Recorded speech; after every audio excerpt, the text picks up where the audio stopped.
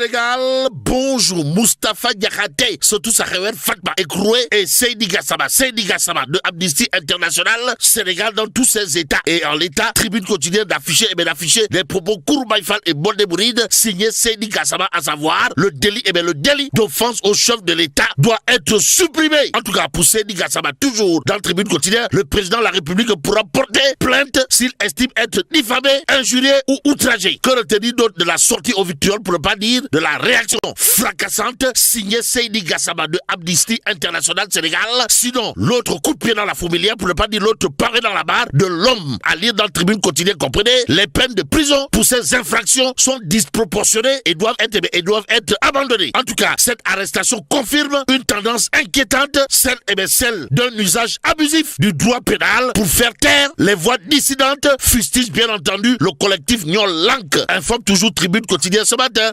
le journal du groupe DBGA de nous apprendre que Moustapha Diakhaté, surtout Sakhewel Fatma, comparaîtra devant le tribunal des flagrants délits de Dakar mercredi prochain. En attendant, c'est son avocat, Maître El Hadji Diouf, alias Lénine, le grand Lénine, qui bande les muscles, si on en croit tribune quotidienne, le journal du groupe DBGA. En tout cas, à propos du mandat de dépôt pour Moustapha Diakhaté, surtout Sakhewel Fatma, de nous informer que Maître El Hadji Diouf, cette boursine, crache du feu sur le régime, et c'est à plein régime que tourne Maître El Hadji Diouf. Comprenez Lénine, le grand Lénine, histoire de défendre son client. Renseigne bien entendu tribune quotidienne ce matin.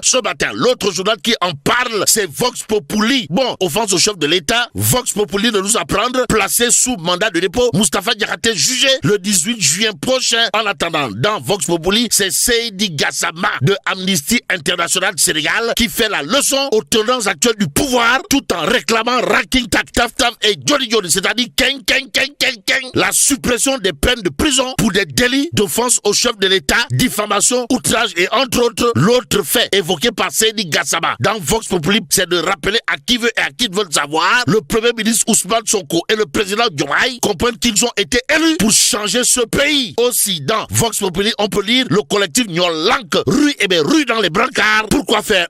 Pour dire à haute intelligible voix, aucune démocratie ne peut survivre à la judiciarisation de la parole citoyenne. Action, réaction, Ousseynou Ly, ministre porte-parole de la présidence de la République, toujours dans Vox Populi, de considérer à plus d'un titre que la justice qui a sanctionné un militant du parti au pouvoir est la même qui agit contre un politique qui injure. Voilà, semble tenter de dire. Que retenir d'autres sinon? L'autre réaction aux allures de Tontoun Forok, signé Ousseynou Ly, ministre porte-parole de la présidence de la République, dans Vox Populi, qui dira: quand on a le courage d'aller au-delà des limites de la liberté d'expression, on doit également avoir le courage d'assumer la rigueur de la loi, même s'il est dit la loi est dure, mais c'est la loi, comprenez, dure à l'ex, c'est de l'ex. Wolf quotidien, en tout cas, de faire retenir des lois liberticides. De quoi s'agit-il?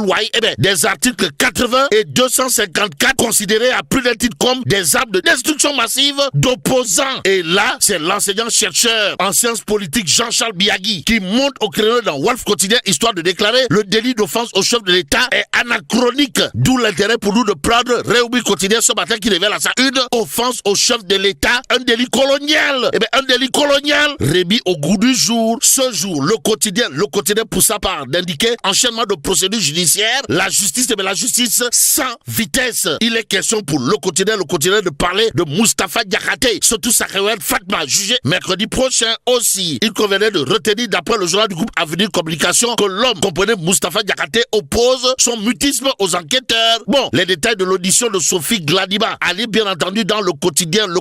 Le journal d'ajouter également la demande de liberté provisoire de Farbangom rejetée. Aussi, les avocats de Samuel Sarr dénoncent son renvoi devant le tribunal correctionnel. Révèle bien entendu le quotidien ce matin.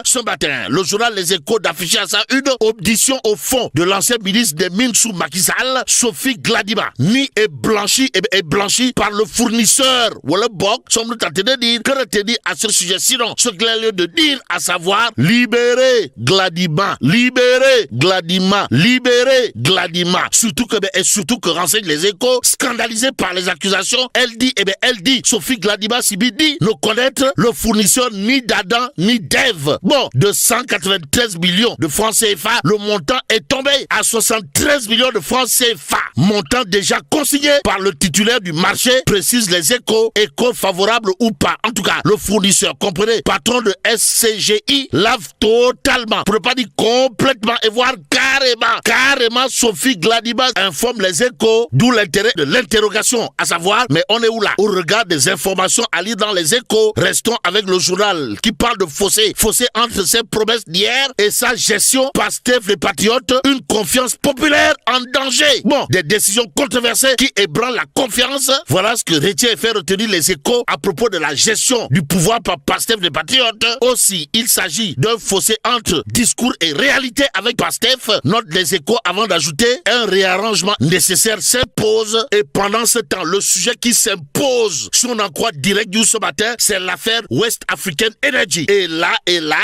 retenons d'après le journal piloté par Pape Diogo Ifaye, Borom Gekor, que les avocats de Samuel Sarr exigent Raking Tak Taf Taf et Johnny. C'est-à-dire, comprenez If Aknouk, l'annulation de l'ordonnance de renvoi tout en dénonçant. Détoile, waouh. Bon, selon les conseils de Samuel Sarr, l'enquête préliminaire, puis l'instruction aurait été menée uniquement à charge contre leur client. Un plan exécuté avec la complicité présumée de Moustapha Ndiaye. Martel, bien entendu, les avocats de Samuel Sarr nous livrent Direct News, le journal, en tout cas d'informer. Les avocats de Samuel Sarr soulignent en outre que le projet de centrale électrique conduit par leur client a été réalisé dans des conditions de transparence, comme en atteste un rapport d'expertise commandité par le juge lui-même. Même s'il est dit coule feslo, mon le yaplo, retenons en tout cas ce que nous livre toujours Direct News, à savoir les conseils de Samuel Sarr, emmenés par le teigneux, maître Baboucar Cissé, de considérer à plus d'un titre que malgré l'existence de ce rapport d'expertise rendu par un cabinet choisi d'office par le juge qui met hors de cause toute responsabilité délictuelle du sieur Samuel sur les faits qui lui sont reprochés, le mandat de dépôt est toujours maintenu alors que l'information paraît terminée. Mais on est où là? Sommes-nous tentés de nous demander? En tout cas, après une liberté provisoire qui lui a été accordée, il est mis sous contrôle judiciaire avec à la clé un bracelet électronique, subissant ainsi une double peine, relève en tout cas Direct News ce matin.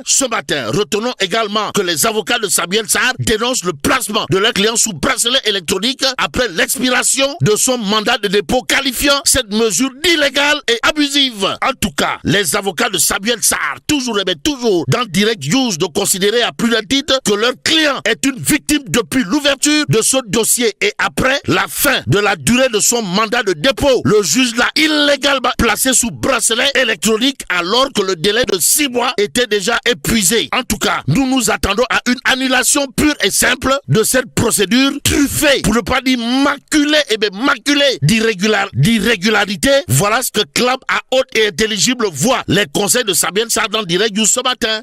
Le Soleil continue de parler du chef de l'État attendu dans le nord du pays à partir d'aujourd'hui. Aujourd'hui, les enjeux d'une tournée économique évoquée à la une de l'Astre de Anne. Cependant, l'As continue de retenir et faire retenir un fait. Comprenez? Diomaye singe Macky. À quel sujet? Au sujet de la tournée économique du chef de l'État dans le Nord. Et pour ne pas perdre le Nord, l'As quotidien s'intéresse à la surfacturation et à la violation des règles de passation de marché, histoire de faire chapeau bas à Pros, la porte du Bourroc. En tout cas, Sonko, premier ministre du Sénégal, met fin à la bamboula. Pour ce qui relève de la surfacturation et des violations des règles de passation de marché, informe bien entendu l'As quotidien ce matin, le journal de nous amener en banlieue, histoire d'indiquer plus de 500 cas de tuberculose recensés. Ainsi, la banlieue en alerte rouge, informe l'As quotidien ce matin. D'où notre intérêt de terminer avec l'info quotidien. Le journal, en tout cas, de révéler explosion de la maladie au premier trimestre 2025. Près de 500 cas de tuberculose dépistés entre Pikine et Guédiawaye en 3 mois, s'il vous plaît. Et là, mais là, t'es dong, Allah. Bon, que Dieu préserve le Sénégal.